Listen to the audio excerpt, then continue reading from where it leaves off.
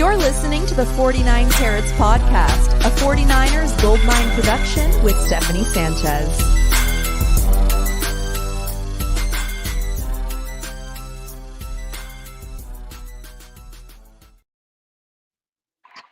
What's going on, everyone, and welcome to another edition of the 49 Carats Podcast. I'm your host, Steph. It is September 9th, and the 49ers just beat the New York Jets in dramatic fashion, as we all know the 49ers do, 32-19.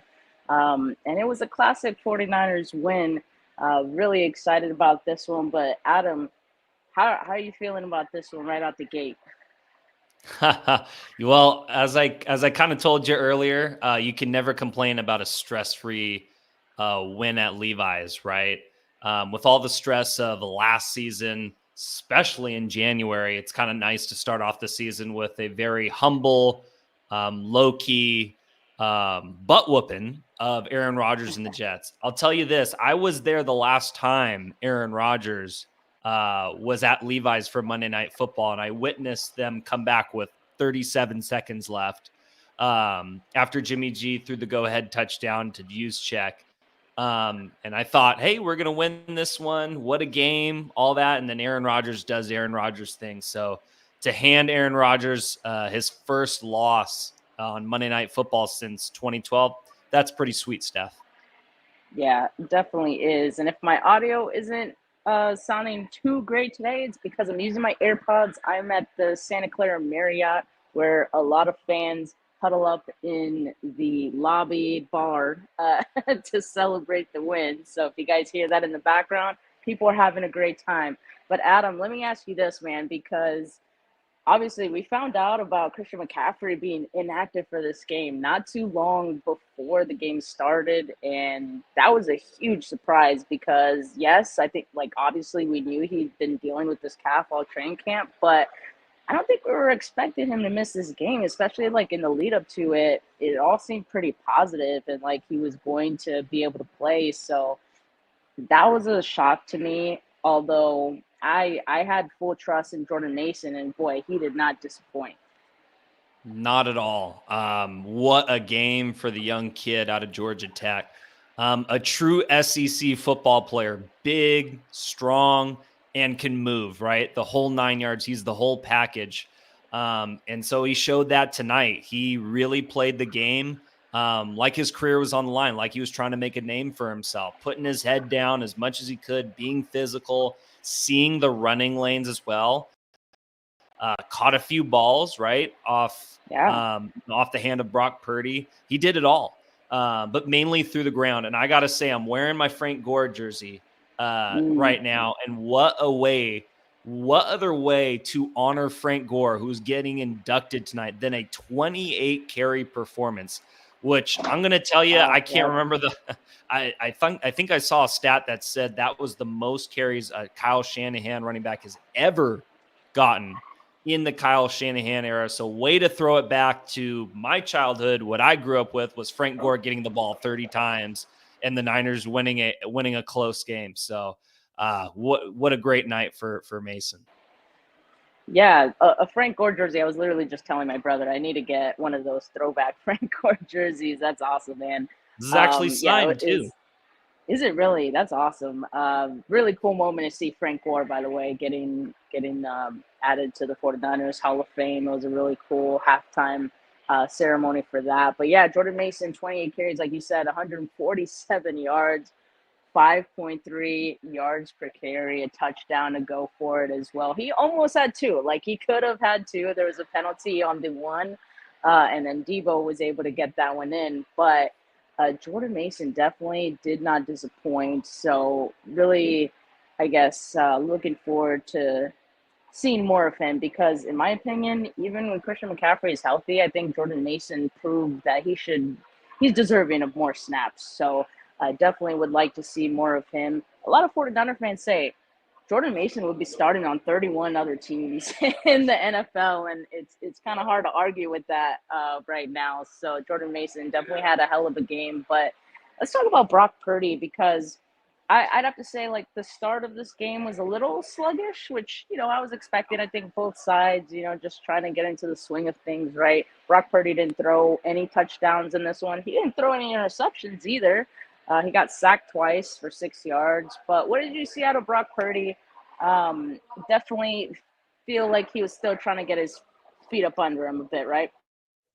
Yeah, it felt like a guy who, was getting his first full game of reps, right, of the season, which of course week 1, that's what it is. And so obviously with Brock, you want to see him make all the throws. You want to see him throw for 300 yards, but listen, the deal of the night was running the ball with Jordan Mason, and they were not going to go away from that game plan. Once Kyle Shanahan saw that they could run the football against the Jets basically at will, it was curtains, right? I would have liked personally, if you're asking me, what I would have loved to see a little more out of Brock Purdy is just a little more zip on the ball, right? A little more oomph on the throws. I thought a couple times, he got lucky on some tips and whatnot.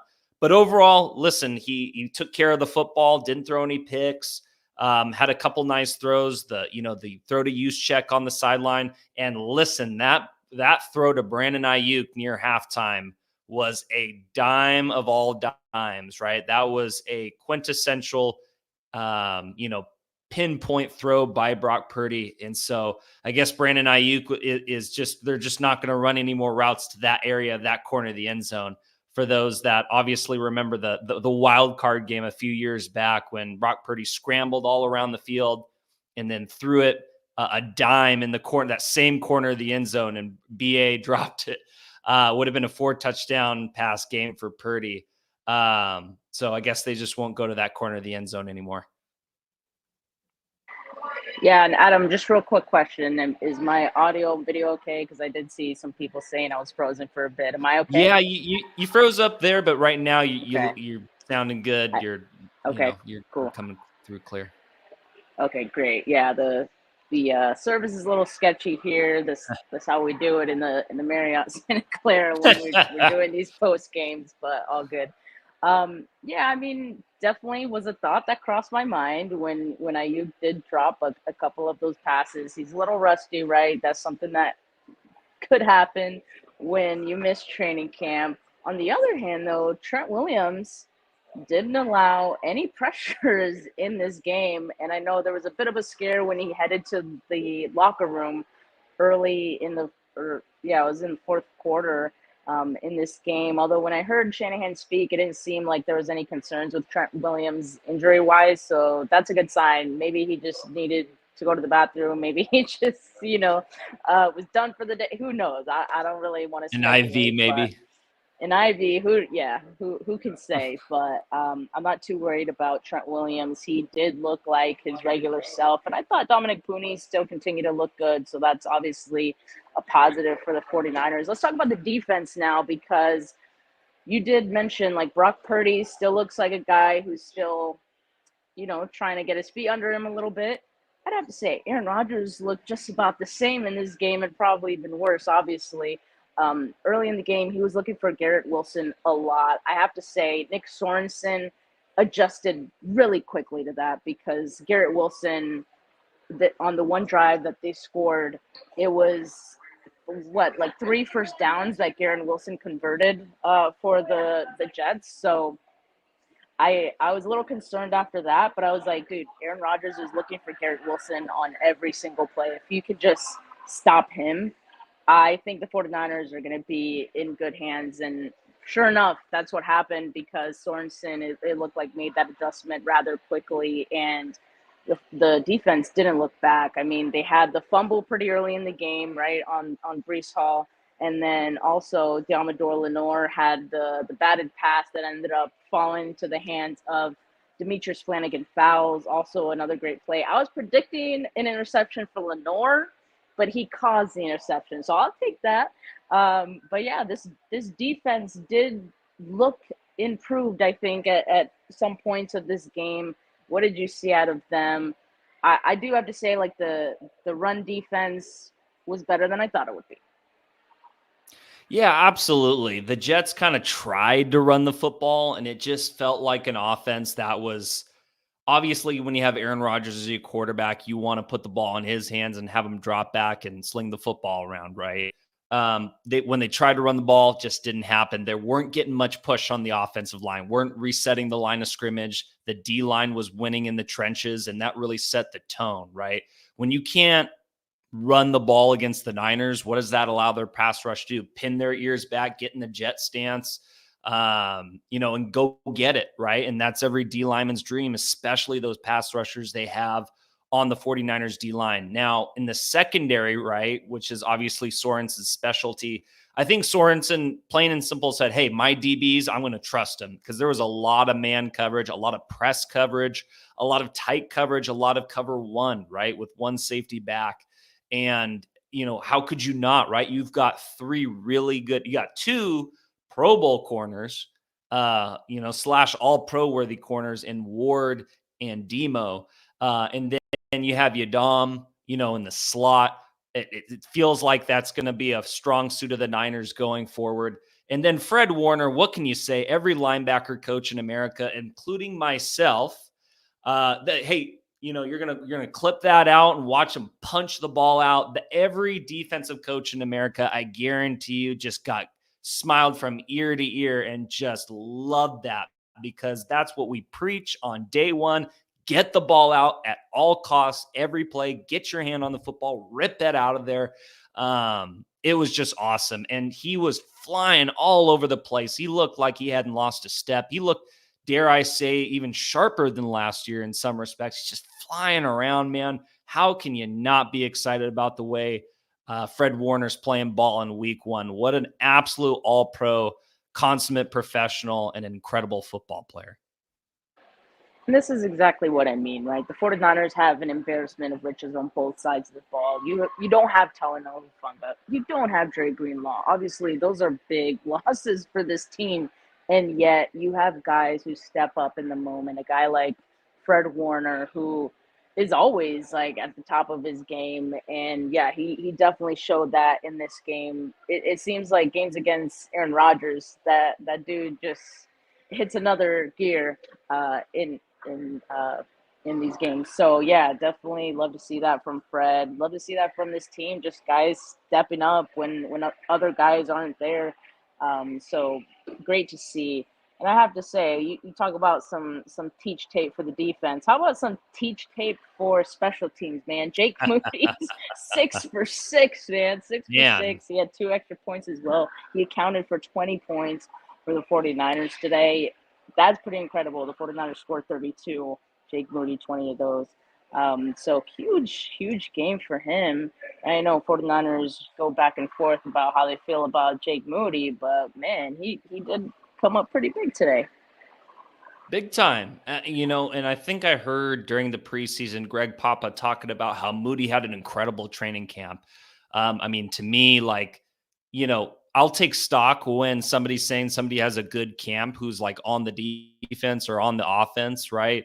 I could not care less what a kicker's doing in training camp. I couldn't tell you how much I don't care, right? There's not real pressure.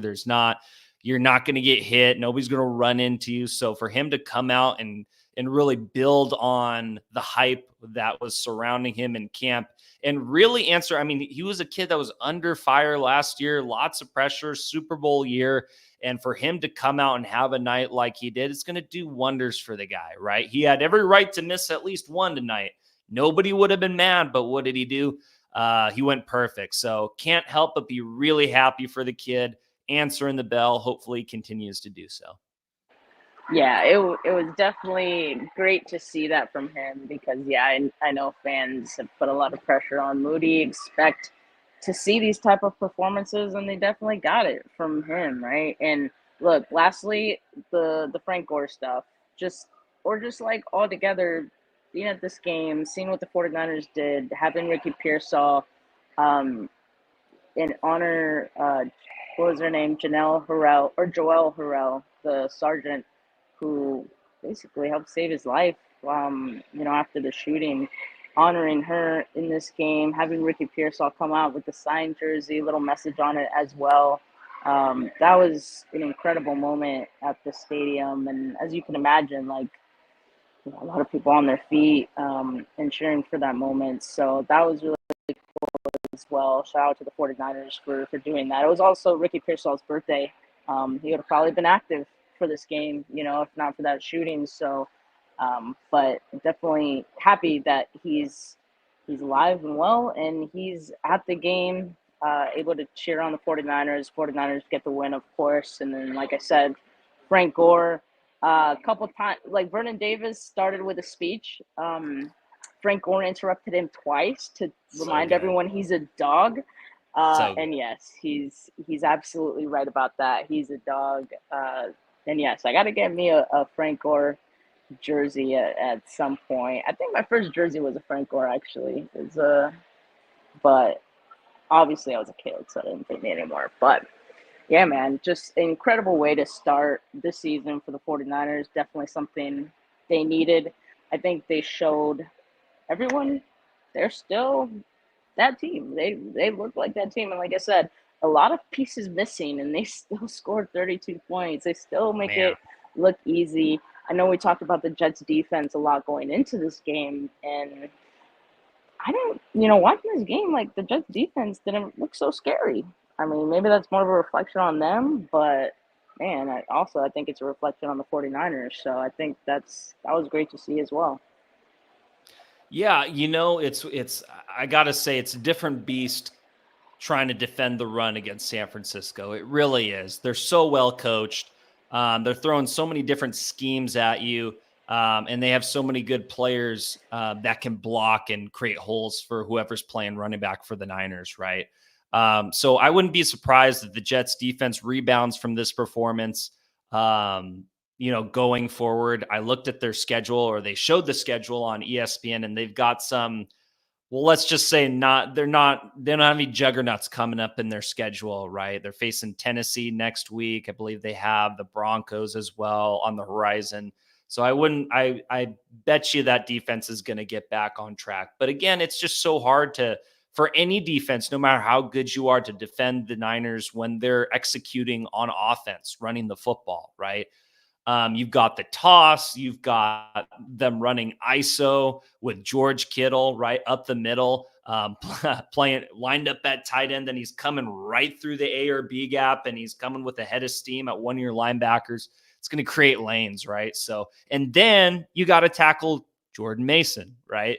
And that's cool. You might be about it in the first quarter, but hit after low in the shoulder, that's going to wear you down as the game goes on. So, I guess I give the Jets maybe a pass here. I guess they definitely had a lot of hype surrounding them. Their DBs are really good, but again, as good as Sauce Gardner is, ain't no way Sauce Gardner is going to be fitting up the run, man. He's paid to cover dudes in the past, right? So it just feels like this is a team that has a lot of pass rush, can cover, right? And they've got really good DBs.